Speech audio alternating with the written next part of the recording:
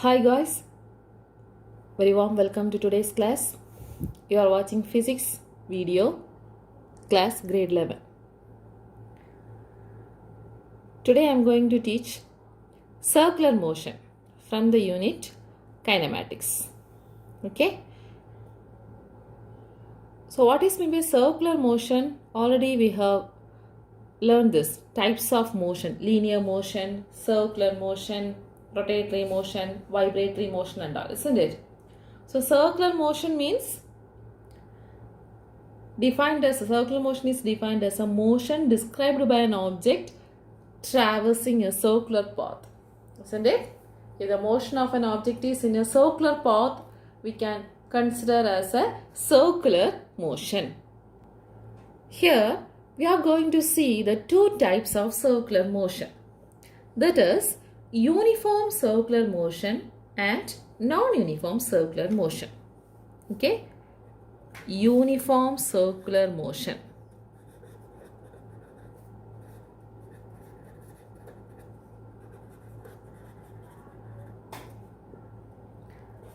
Non-uniform circular motion.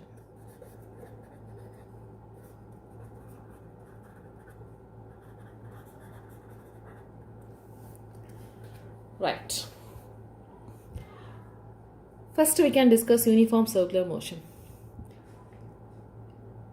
You know the meaning of uniform, isn't it? That is, uniform describes everything is same. There is no difference at all. Isn't it? Everything is same. There is no difference at all. So schools, you are wearing uniform. That is, all the children are equal. So here, what is uniform circular motion? When an object is moving in a circular path, if it moves with a constant speed and it covers equal distances in equal interval of time, known as uniform circular motion. Okay? So for uniform circular motion, the condition is speed is constant. Speed is constant and it covers equal distances in equal interval of time.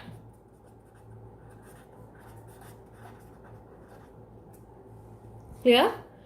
So when a point object is moving on a circular path with a constant speed, it covers equal distances on the circumference of the circle in equal interval of time.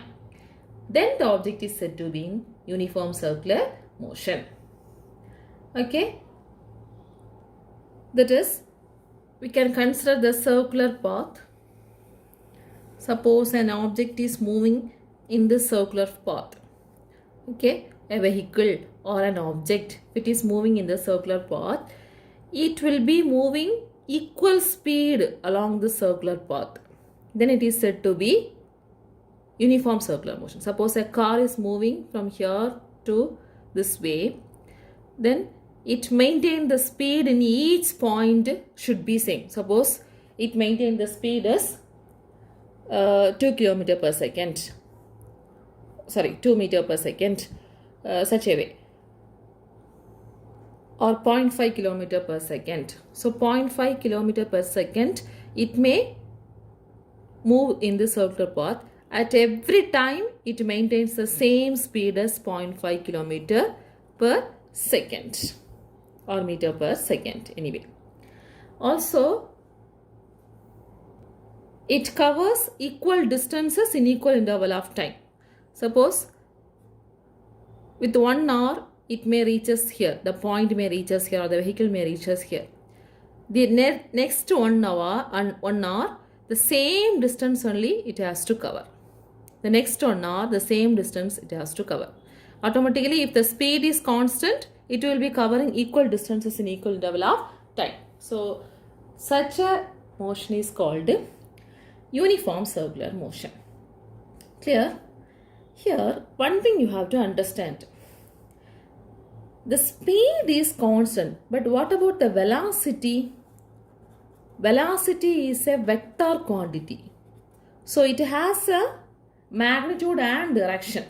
Am I right? So magnitude is nothing but the speed. The magnitude of velocity is nothing but speed. So it is constant. But what about the direction? The direction changes. That means, suppose the vehicle or the point object is here at a particular time, the velocity vector can be drawn as a tangential line in this way. After some time, the point or an object is come here. In this point, the vector, the velocity vector can be drawn in this direction. So look at this direction and this direction. Both are different, isn't it? Suppose here, after some time, the point may reaches here. What about the velocity vector? The velocity direction is here. But the length or the magnitude remains same. The speed remains same. Understand? So in uniform circular motion, the velocity is always changing. Velocity is always changing. But the speed remains constant. Velocity is always changing, but the speed remains constant. Changing in the sense only the direction changes continuously. Okay, direction changes continuously. So what about if the velocity changes in both the speed and direction? Yes, it leads to non-uniform circular motion. Understand? So non-uniform circular motion, the motion is not in uniform. Here the speed changes as well as direction. That means the velocity. The velocity also changes. Clear? So if the velocity changes in both the speed and direction during the circular motion, we get a non-uniform circular motion. It will not maintain the same speed at every time on the circular motion, so that it is non-uniform circular motion. And also the vector velocity also changes. Okay. So I hope you have understood about the circular motion, two types, that is uniform circular motion and non-uniform circular motion. The next topic is centripetal acceleration. Centripetal acceleration. You may have heard about centripetal force, centrifugal force and all, isn't it? So centripetal force means the force acting towards the center. Such a way you may have learned, isn't it? Here, centripetal acceleration is also acting on a circular path. Am I right? If we consider the uniform circular motion, so on circular motion, this is the center of the circle. I said uniform circular motion means speed remains constant, velocity vector changes continuously. Suppose here the velocity may be here, isn't it? At this point the velocity may be here, and at this point the velocity may be here. This is the velocity, isn't it? So here the velocity length, the length of the velocity vector is not changed because that is the magnitude. The length of the velocity vector is not changed. That is the magnitude. That means speed is constant, but the direction changes continuously, isn't it? So even though the velocity is tangential, here this line we can consider as tangential at every point on the circle, the acceleration is acting towards the center. That is, here the acceleration is acting here, a vector. From here the acceleration is acting here, a vector. A vector. The radius also same, length, and the acceleration is acting towards the center of the circle. Isn't it? So how the acceleration happens? Because there is a change in velocity, not in magnitude, the direction changes. So there is a changes in direction, it leads to the acceleration. That acceleration is acting towards the center of the circle. This acceleration is called centripetal acceleration. Understand about centripetal acceleration? So there is a uniform circular motion.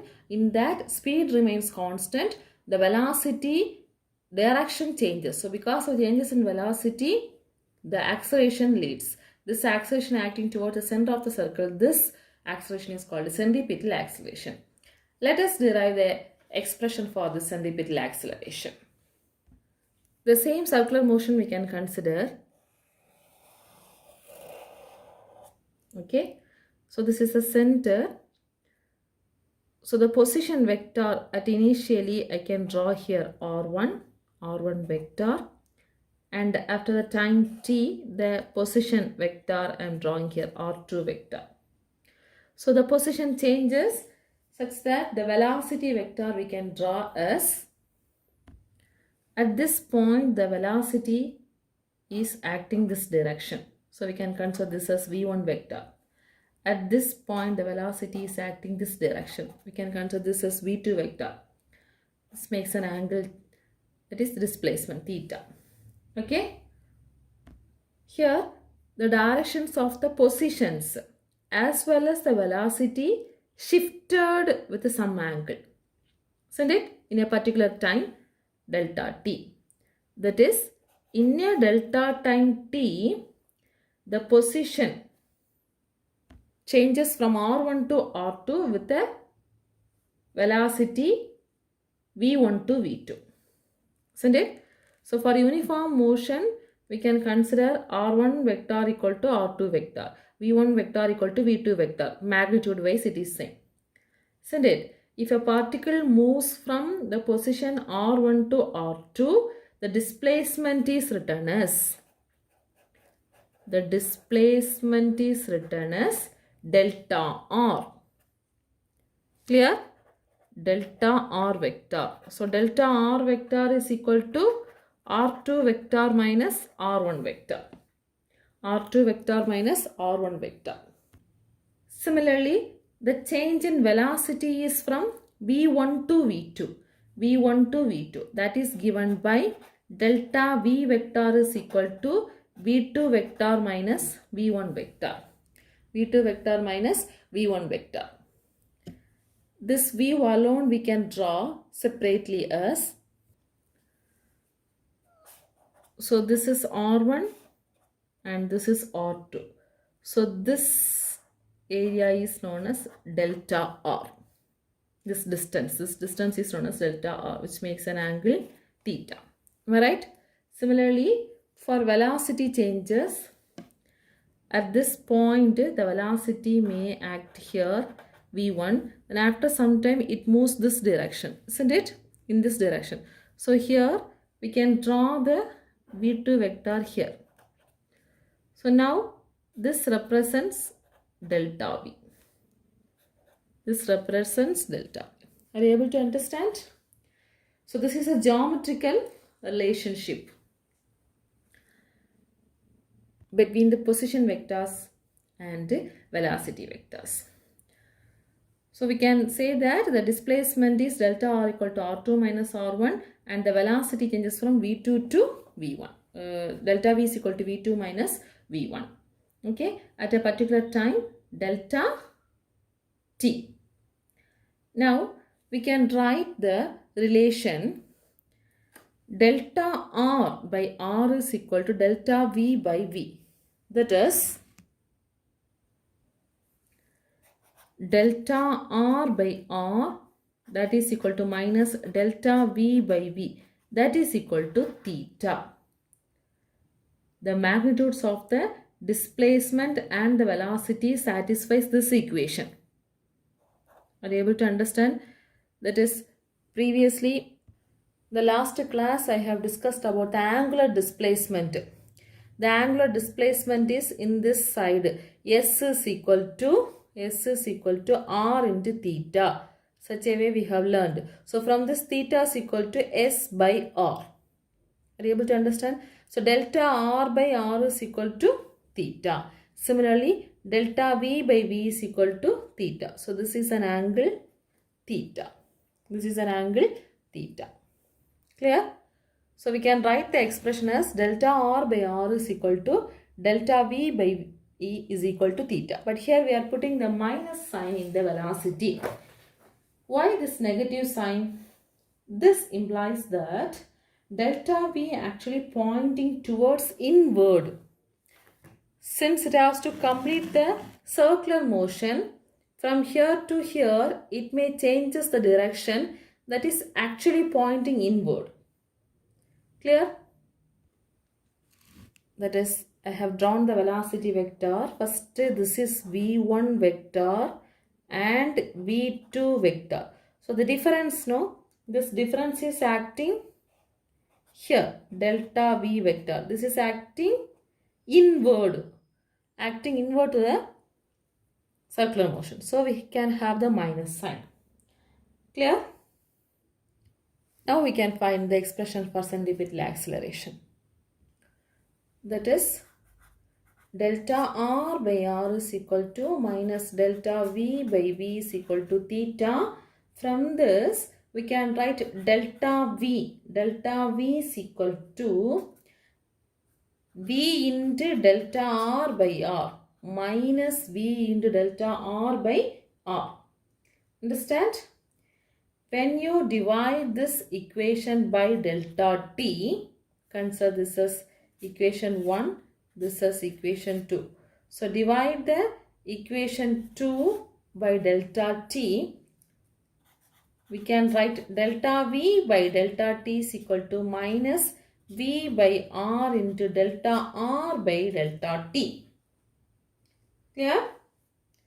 Now, what is delta V by delta T? Rate of change of velocity is called acceleration. So I can write A is equal to minus V by R into, what is delta R by delta T? Rate of change of displacement. That is nothing but, again, velocity.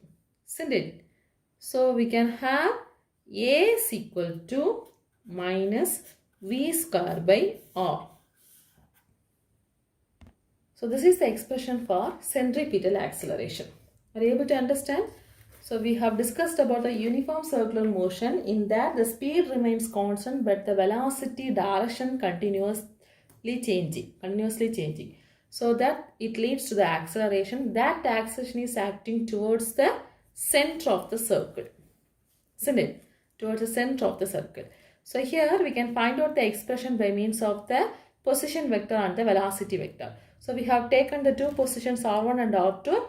In a time delta t, the particle may move with the velocity V1 to V2.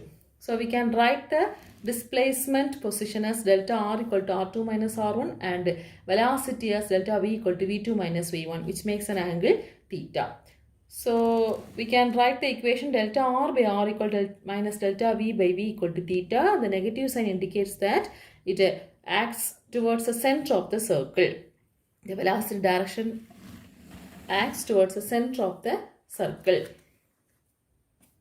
From that expression, we can rewritten as delta V equal to minus V in delta R by R. So if you divide it by delta t, we will be getting delta V by delta t equal to minus V by R delta R by delta t. So that A equal to minus V square by R. Since delta V by delta equal to A and delta R by delta t equal to V, rate of change of velocity is acceleration, rate of change of displacement is velocity. Now, the previous class I have explained about the relation between linear velocity and angular velocity. What is the relation between V and omega? V is equal to R omega. So when you substitute this V is equal to R omega in this expression, we can write A is equal to minus, instead of V square, we can write R omega the whole square divided by R. So here one r square, one r get cancelled and one omega square will be there. So we can write minus omega square r. Centripetal acceleration A is equal to minus omega square r. Understand?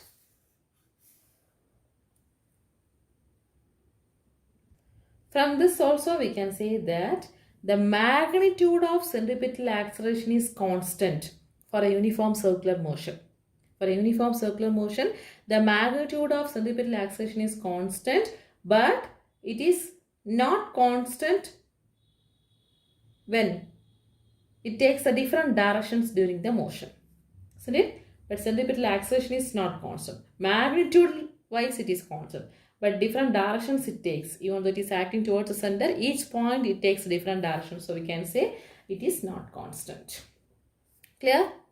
So these are about centripetal acceleration. The same acceleration when we are discussing in the non-uniform circular motion, what will happen?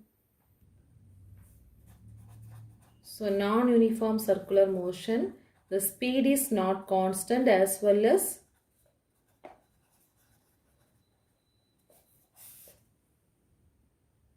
the direction also not constant, isn't it?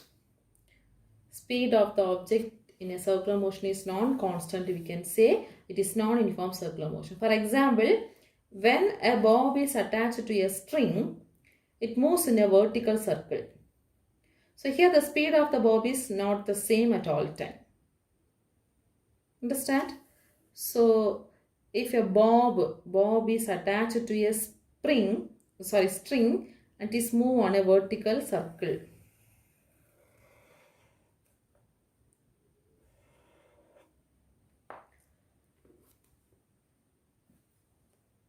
In that the speed is not same at all points. Okay? Speed is not same at all points. So this is example of non-uniform circular motion.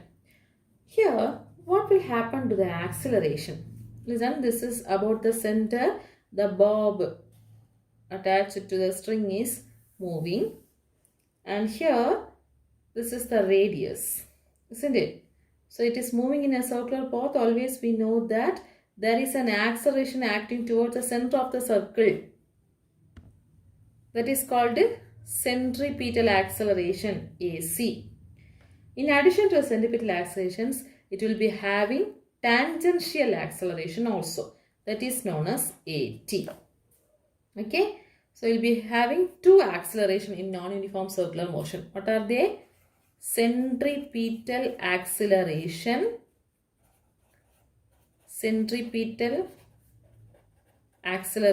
AC plus tangential acceleration.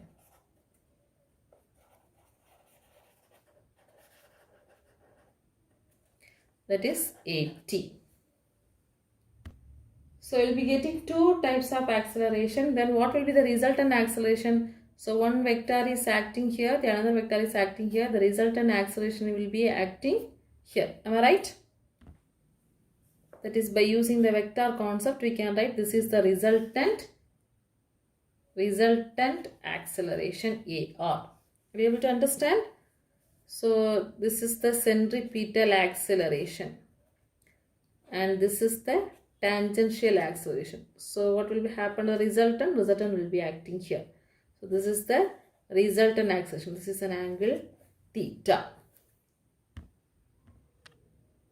The resultant is actually the vector sum of the centripetal and tangential acceleration. Am I right? So the magnitude of this vector AR can be written as AR equal to, that is, we will be getting AR square is equal to A tangential plus square plus centripetal square. Vector sum of the tangential acceleration as well as the centripetal acceleration. So from this, the resultant acceleration AR equal to square root of tangential acceleration square plus, what is centripetal acceleration formula? V square by R minus V square by R. So here minus v square by r the whole square. So it becomes positive. Clear? So this is the resultant acceleration magnitude. The magnitude of the resultant acceleration. Then what will be the resultant direction? It makes an angle theta with a radius vector. Am I right? So this is an angle theta. This makes an angle theta with a radius vector. So we can write theta. That is, usually we will be writing tan theta. Isn't it? So tan theta is equal to, what is that? AT by AC. Tan theta is equal to this opposite side by adjacent side. Opposite side is similar to this one. Am I right? Listen. This is theta. So when we take this as a triangle, this A we have calculated and this is a resultant angle. So this theta becomes tan theta. Tan theta is equal to opposite side by adjacent side. Opposite side is this side, that is equal to AT. So AT by AC.